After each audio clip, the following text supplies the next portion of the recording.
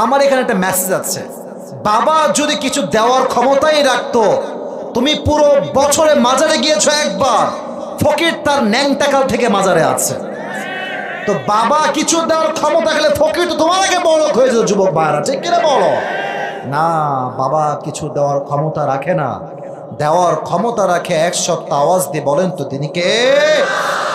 এজন্য আল্লাহ তাআলা বলছেন, যারা আমি আল্লাহকে বাদ দিয়ে মানুষকে সিজদা করবে, মাজারে গিয়ে সিজদা করবে, এর নাম হচ্ছে স্পষ্ট শিরক। ইন্নাল্লাহা লা ইয়াগফিরু আন ইউশরাকা বিহি ওয়া ইয়াগফিরু মা দুনা যালিকা লিমান ইয়াশা। আল্লাহ বান্দার সমস্ত গুনাহকে মাফ করে দেয়, বাট একটা গুনাহ কখনো মাফ করেন না, এটার নাম হচ্ছে শিরক। আল্লাহকে বাদ দিয়ে যখনই মানুষ কোনো মাজারে গিয়ে সিজদা দেয়, সে পৃথিবীর সবচেয়ে বড় অন্যায় করে, ঠিক কিনা বলো যুবক ভাইরা? এজন্য দ্বিতীয় মেসেজ, সিজদা করলে এক সত্তাকেই সিজদা করব। আওয়াজ দিয়ে বলেন তিনি কে? আচ্ছা, 3 নাম্বার কথা। আমার কথা বুঝতে কোনো সমস্যা হচ্ছে না তো আপনাদের? আমি তো উঠেছি 11:10, প্রায় 12টা বাজতে গেল। 12টার পরে কি আজকে ওয়াজ হবে না? আপনারা যেভাবে বসে আছেন সাইলেন্টলি পরিবেশ দিয়ে, এটা আবার প্রমাণ করেছে সাক্ষীর মানুষ হচ্ছে সবাই ভদ্র ঘরের সন্তান আমরা, ঠিক কিনা? আল্লাহ সবাইকে কবুল করুন, সকলে পড়ে আমিন। 3 নাম্বার বিষয়, ইন্নাস সালাতা তানহা আনিল ফাহশাই ওয়াল মুনকার। নামাজ যে অন্যায় থেকে আমাদেরকে বাঁচায়, এটা আমরা সবাই বিশ্বাস করি কি করি না? কিন্তু এখানে একটা প্রশ্ন আছে। প্রশ্ন হচ্ছে, হুজুর, আমাদের মসজিদে এমন একজন মানুষ নামাজ পড়তে আসে যে মসজিদের সভাপতি, কিন্তু সুদ খায়, ঘুষ খায়। না, কথা সাথে মানুষ তো আসতে বলছে, দেখছি কথা তো জোরে বলতে হবে, ঠিক আছে কিনা? কি সুদখোর সভাপতি নাই মসজিদে আমাদের? হুজুর, আপনি বললেন যে আল্লাহ তাআলার আয়াত হচ্ছে নামাজ অন্যায় থেকে বাঁচায়, তাহলে সভাপতি সাহেব নামাজ পড়ে কেন সুদ খায়, কেন ঘুষ খায়, ঠিক কিনা বলো? এবার বলেন, আল্লাহর কথায় কি কোনো ভুল হতে পারে? কোনো সন্দেহ থাকতে পারে? Definitely we are doing something wrong. আমরাই কোনো এক জায়গায় ভুল করছি। ভুলগুলো কি?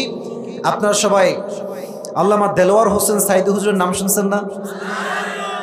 আমি আজকে এই বিশাল ময়দানে তার জন্য দোয়া করি, আল্লাহ তাকে জান্নাতুল ফেরদাউসের উঁচু মাকাম নসিব করুন, সকলে পড়া আমিন।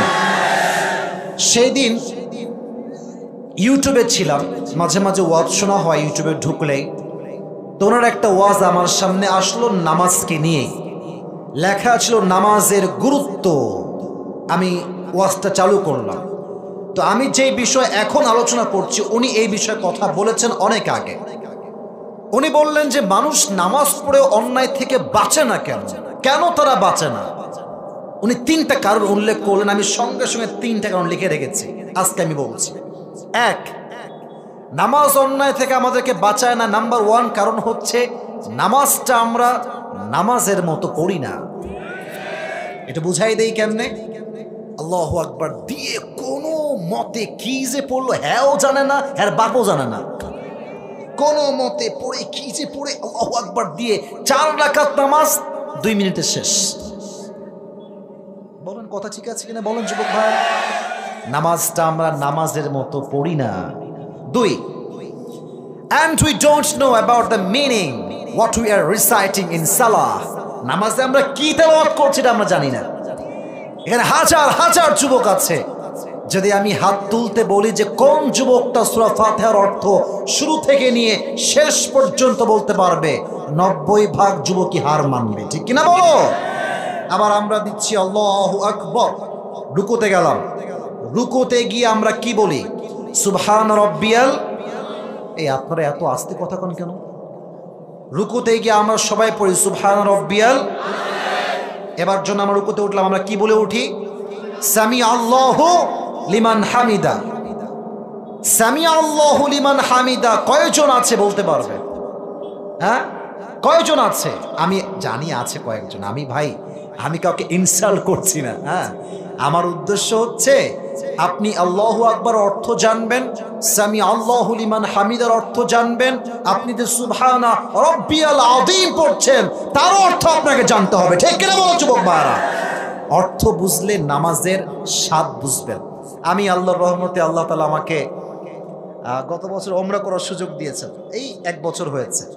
তো ওমরা যখন আমি গেলাম দেখলাম যে এত সুন্দর তেলাওয়াত, মুসল্লিও কাঁদে, ইমামও কাঁদে। এর কারণ কি জানেন? যে মুসল্লিরা কাঁদছে তারাও আরবি ভাষা বোঝে, আর যে ইমাম পড়ছে সেও আরবি ভাষা জানে। ঠিক কিনা বলো যুবক ভাইয়ারা? অর্থ বুঝলে স্বাদই থাকে আলাদা। এজন্য আমরা অর্থ বুঝে বুঝে পড়বো। রাজি আছেন তো ইনশাল্লাহ? বলেন বলেন ইনশাল্লাহ, বলেন ইনশাআল্লাহ। আল্লাহ আমাদের সবাইকে নামাজটা ধীরে সুস্থে পাশাপাশি অর্থ বুঝে পড়ার তৌফিক দান করুন। সকলে পড়া আমিন। 3 নাম্বার কারণ, নামাজে আমাদের মনোযোগ থাকে না, এই জন্য নামাজ দিয়ে কোনো ফায়দা হয় না। নামাজ পড়ছে যুবক, ভাবতেছে আমার গার্লফ্রেন্ড মনে আমাকে একটা মেসেজ দিল আমার মেসেঞ্জারে।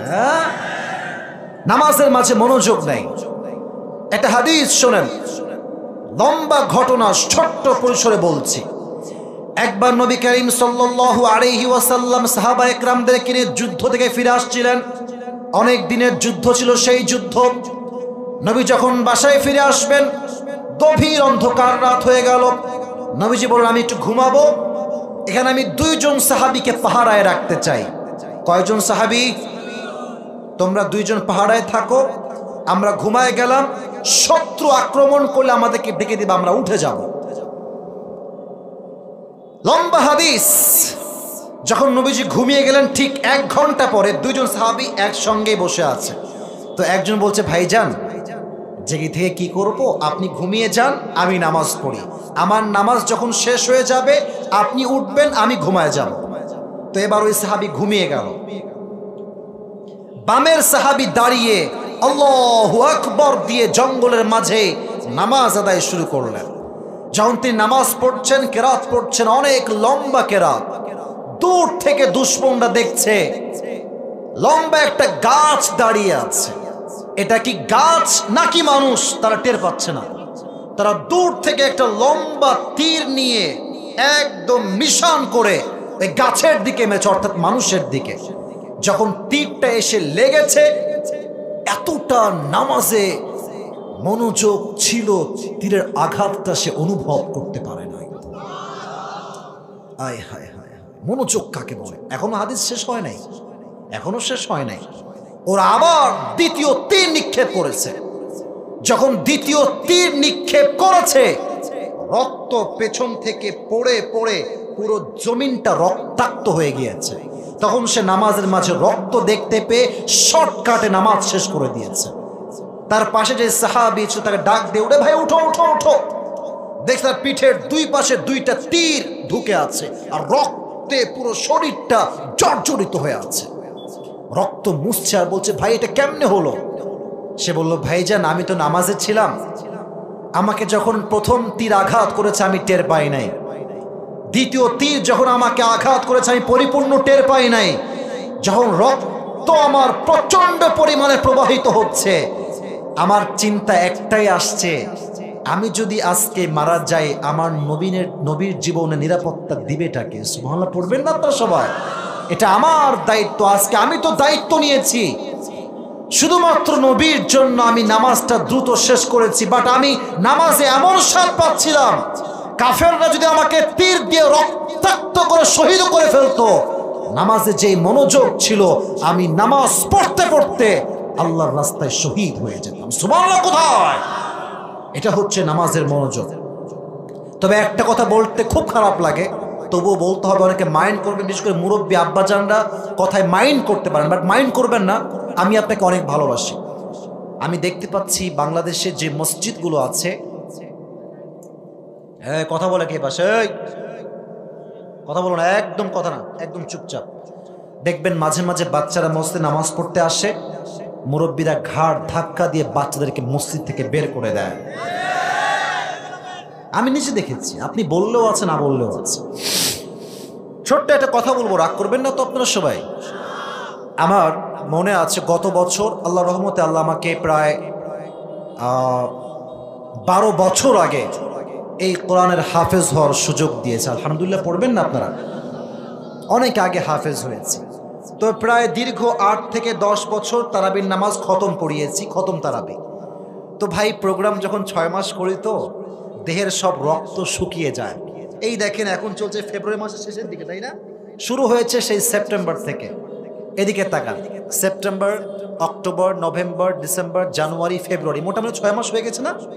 মোটামুটি 6 মাস প্রতিদিন মাহফিল, সকালে রাতে, কিছু থাকে না মাহফিল করলে, জীবন যৌবন তামা তামা হয়ে যায়। তো গত বছর ভাবলাম যেহেতু এবার অনেক কষ্ট হয়ে গিয়েছে, এবার রমাজান মাস আই উইল টেক রেস্ট, আরাম করব, তারাবি এবার পড়াচ্ছি না। তো আমার বাসা নদীর ধার থেকে, অর্থাৎ পদ্মা